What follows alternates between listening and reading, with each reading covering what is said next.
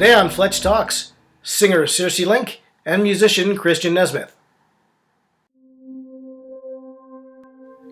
School Crossing is an intense drama about a retired police detective who takes a last stand against school shootings by placing himself in front of his local elementary school, upsetting the community and the political forces around him. School Crossing not only asks the important questions, it offers real, workable solutions to the recurrent tragedy of school shootings. School Crossing, in paperback and for Kindle at Amazon.com. Or save 15% when you buy this or any other Fletcher Rhoden paperback from FletcherRhoden.com. First, I want to talk about Dumb Luck. It's really, really good. It's got sort of a vintage country, jazzy feel, very Americana. I hear a lot of Andrews Sisters in it, and Manhattan Transfer, Patsy Cline, even, Les Paul and Mary Ford. We write in all kinds of styles. It's interesting. I call it cowboy jazz. And while that worked for a while, once we started to branch out into other genres, that as a handle got a little old, but it's still a really good way to describe what we do. That kind of nostalgic Americana, a little bit of country, a little bit of jazz. Swing. Yeah. I'd say that's our dominant genre, but we have everything from prog to rock to Cajun. I really think an artist that's pushing their own limits of creativity, at least for myself, I find that exploring and continually writing in different genres keeps it fresh. And so Dumb Luck is just a sample of some of the things we've written in the last year, I guess, the year before.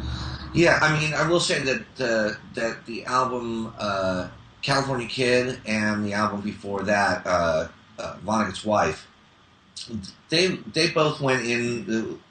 We went into it with a bit more of a little bit of a template. Vonnegut's Wife had a sort of an avant-garde, possibly a little Tom Waits sort of mindset about it, and a raw psychedelic feeling. Yeah, and the California Kid, we had sort of, the band and Mad Dogs and Englishmen, and maybe even a little more modern like Sheryl Crow, but usually it's just whatever feels right at the time. I mean, we're actually starting on the next batch. And it tends to be a very acoustic, sort of dreamy, sort of even, David Crosby-ish sort of approach. Nick Drake. That's just happens to be what's coming out now. Yeah, so. It's what floats our boat right now. I think that, I would love to write a musical. I would love to do a prog record. I would love to do a straight-ahead jazz record.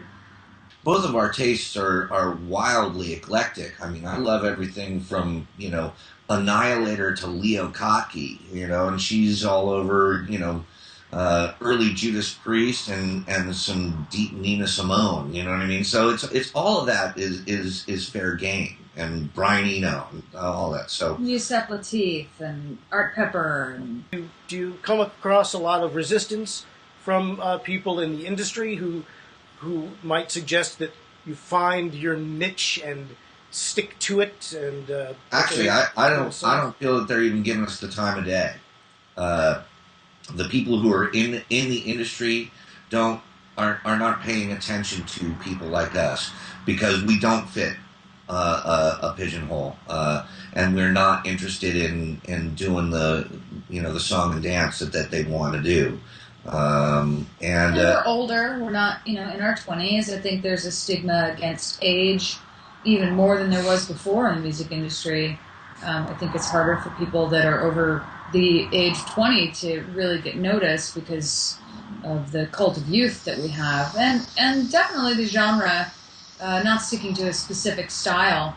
I've had many people that were in the industry say, we can't market you. We just don't know what to do with you. But can I have an extra copy of your record? My wife loves you guys. Yeah, that happens to us all the time.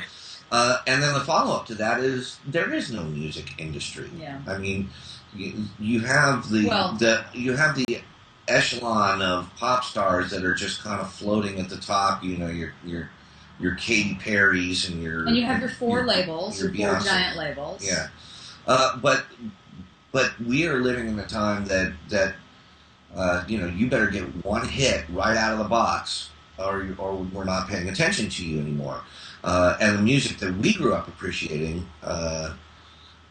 these artists were given 2, 3, 4 records, full length albums to really catch their stride, and by that time they usually release their masterpiece. You see a Zeppelin, or you see a Rush, or think about a band like Fleetwood Mac, like how different they sound. Yeah, their early stuff to what they ended up.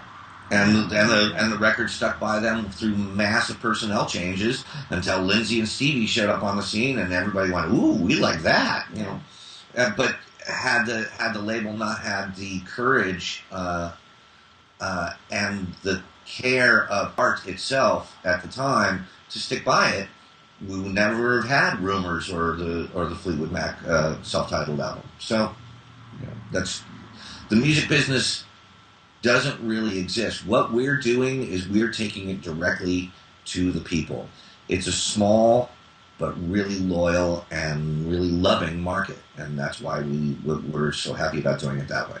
More with Circe Link and Christian Nesmith next time on FletchTALKS. If you'd like to be a guest, send me an email. I'm Fletcher Rhoden.